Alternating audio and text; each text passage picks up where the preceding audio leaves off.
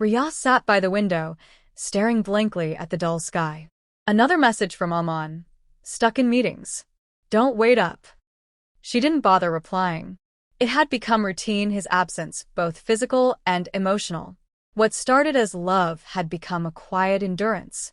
In the early days, Aman would surprise her with poetry, take her on midnight drives. But lately, silence replaced affection. Even when he was home, his presence felt like a guest who had overstayed. She didn't complain. She tried, at first, tried to talk, tried to make him see her. But Aman had built walls she could no longer climb. Every night felt heavier, and the days became hollow repetitions. Cooking, cleaning, scrolling mindlessly, her heart shrank in the stillness of a marriage gone cold. It was in this vacuum that Rohit arrived. Aman's younger stepbrother, 5 years her junior, moved in while job hunting in the city. Riyah had met him at their wedding but never spent real time together. Back then, he was quiet, awkward, a background figure. Now he was taller, composed, with a kindness that seemed effortless. Riyah kept her distance at first. But Rohit was different. He noticed things, like how she skipped meals, how her eyes stayed red from lack of sleep. One morning, he handed her tea without a word. She looked up, surprised. You look tired, he said simply. There was no flirtation, just warmth. But in a house filled with cold air, warmth became dangerous.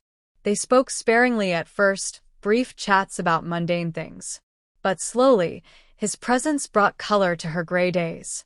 He helped her carry groceries, repaired a broken light without being asked, stayed back when she wasn't feeling well. She didn't mean to confide in him. But one rainy afternoon, she found herself talking. Do you think people change? She asked out of nowhere. Rohit looked at her, thoughtful. I think they stopped trying. That's different. She didn't respond, but her eyes watered before she turned away. He didn't push. But his silence understood her better than Aman's words ever had. She began to look for him around the house, unconsciously. When Aman came home on weekends, the contrast was louder. Rohit asked her if she had eaten. Aman didn't notice when she skipped meals. One night, after a long silence, she broke down in the kitchen. Rohit found her on the floor, sobbing quietly. He sat beside her, not touching, just listening. You don't have to say anything, he whispered. That moment, the sincerity, the safety, it rooted itself deep in her heart. Something had shifted. They didn't talk about it, but the air between them had changed. Not with desire, not yet, but with something more dangerous. Understanding. Riyah felt a version of herself waking up again, one she thought Aman had buried. And still, she told herself nothing was wrong. She was only accepting kindness. She needed care, and Rohit gave it without asking anything in return. At least, that's what she wanted to believe. Riyah started noticing how natural it felt to be around Rohit. Their conversations slipped into deeper waters. She didn't plan it. Things just unraveled on their own. He remembered small details she shared, asked about her favorite books, and noticed her moods without her having to explain. Aman never asked her about her day anymore. Rohit did, every single evening. He started cooking dinner when she looked tired. Sometimes, they laughed over small kitchen mishaps. Laughter felt foreign to her, like something forgotten. One night, she confessed she hadn't laughed like that in years. Rohit didn't say much, just smiled in a way that made her stomach flutter. That scared her, but she didn't step back. Aman was away for longer stretches. His voice on calls was distant, distracted. Everything okay? He'd ask flatly. She'd say yes, even when it wasn't. One evening, she told him she felt lonely. His reply, I'm doing this for us. She hung up and cried quietly. When Rohit knocked on her door with hot soup, she couldn't look at him without her voice shaking. They didn't touch, not yet. But the boundaries thinned. He'd sit closer than needed, linger in her presence. She didn't stop him. Once, while fixing a shelf, he lost balance, and she caught his hand. Their eyes locked for a moment too long. They didn't speak about it after, but both felt the air tighten. Riyah began writing in her journal again. Her entries weren't about Aman. They were about herself, what she was feeling, fearing, wanting.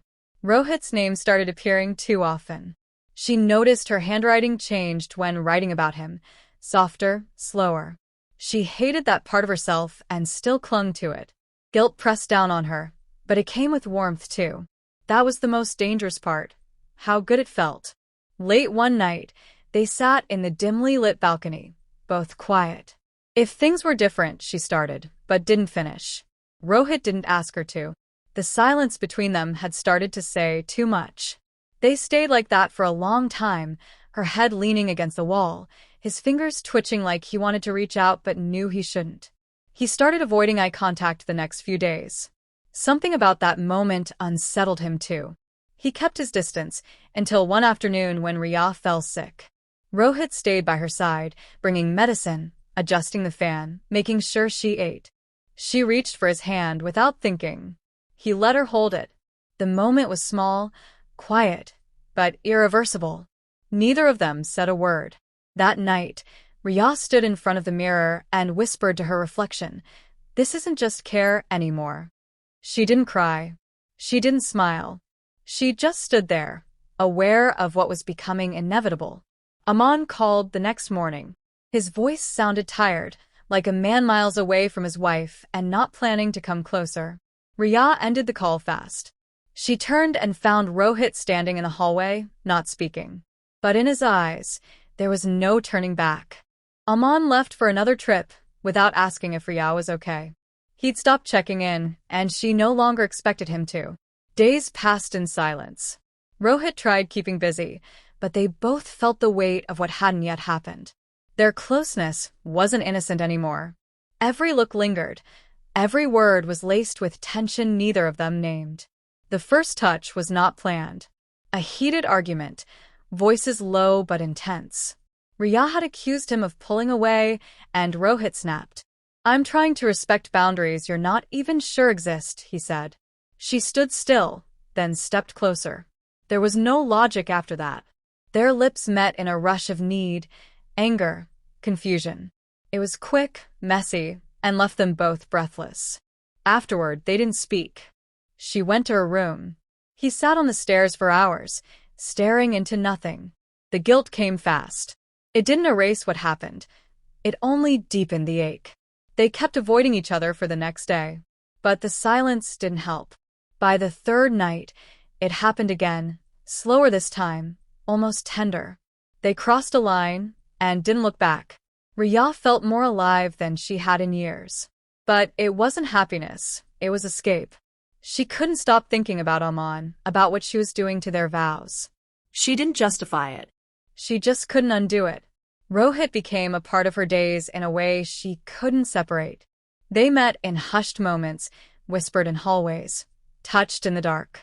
Nothing loud, nothing obvious, but everything real. Rohit wasn't the same either. He became more protective, watching her every move, growing restless whenever Aman called. He started asking questions. "Are you going to tell him?" She never answered. Sometimes she felt he wanted more than she could give, but she had already given too much. They thought they were being careful, but small cracks appeared. Riya started forgetting little things, slipping into distraction during calls with Aman, leaving rooms smelling like Rohit's cologne. One evening, she left her phone unlocked. A message from Rohit, short but revealing, lit the screen. Aman didn't say anything at the time, but his eyes lingered too long.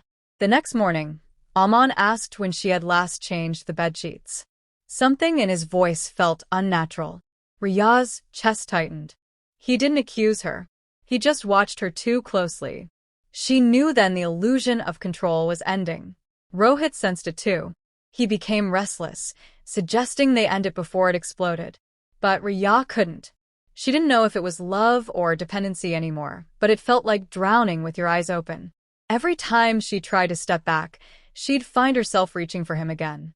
They met one last time, holding each other like fugitives. No promises, just silence. They didn't need to say it. They had gone too far, and nothing could stay hidden much longer. The fear had arrived. But so had the point of no return. Aman didn't yell. That's what shook Riya most. He stood in the doorway with her phone in his hand, screen still glowing with messages she couldn't deny. How long? He asked, voice flat. She opened her mouth, but nothing came out. Rohit walked in seconds later, saw the phone, saw Aman, and stopped. Silence stretched. No one moved. I want both of you gone, Aman said. Not angry, just done. He didn't wait for excuses. He walked out of the room, left the house 2 hours later, without saying another word. Riyat didn't cry. Rohit sat beside her on the couch, whispering, I'm sorry. She nodded but didn't look at him. In the days that followed, the house felt poisoned. Every object reminded her of a line crossed. She avoided mirrors. Rohit stayed, tried to help clean, cook, say comforting things, but they sounded empty. The intimacy they shared became suffocating. He reached for her hand. She pulled away. She didn't need touch now. She needed clarity, and it wouldn't come.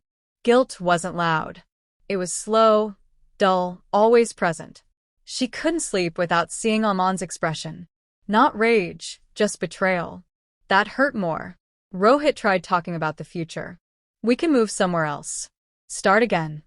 But she couldn't picture it. Not because she didn't feel something for him, but because the cost had changed everything. Riyah stopped replying to Aman's texts. There were only 2. The last one read, You broke me. I hope he was worth it. She stared at it for hours. Rohit offered to speak with him, take the blame. She told him no. We did this. Together. But in her heart, she knew they weren't together anymore. Whatever they had was built on absence, and now that reality had returned, it couldn't stand. She asked Rohit to leave. He resisted at first, said he wasn't abandoning her. But she explained she needed silence, space, a way to find herself again outside of this chaos. When he finally agreed, there were no goodbyes, just a long look, and then the sound of the front door closing. The house became quiet again. Not peaceful. Empty. She went back to her routines, slower now. Every sound echoed. Every memory surfaced without permission. She found her journal and reread pages where she had convinced herself this was something beautiful. It wasn't. It was desperate, born from a woman who had forgotten her worth and a man who offered temporary warmth in a cold life. Months passed. Aman never returned. No more texts, no emails. Riyah didn't try to reach out. She accepted the silence, as deserved. She took a job, moved to a smaller flat, started rebuilding. Alone. Not punishing herself, but understanding. Love can heal. But when misused, it scars deeper than hate. She received a letter one day. No return address. A single line. You were never invisible. I just didn't know how to love you right. She folded it, placed it in her journal, and sat still. Not crying, not smiling, just breathing. Choices had been made. And so had consequences.